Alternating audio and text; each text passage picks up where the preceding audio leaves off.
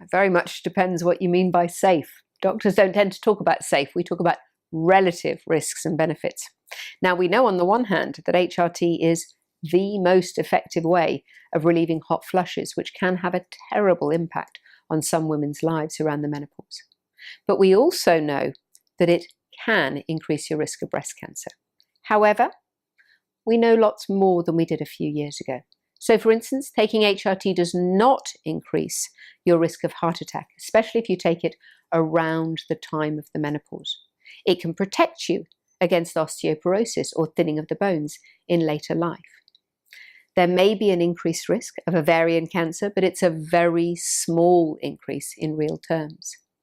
Taking estrogen-only HRT, which only women who've had a hysterectomy can take, results in little or no increased risk of breast cancer.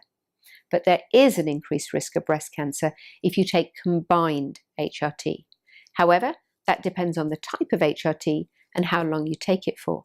And once you've stopped taking it, your risk does return back to normal. So, the evidence is there. It's up for you to weigh up the risks and the benefits.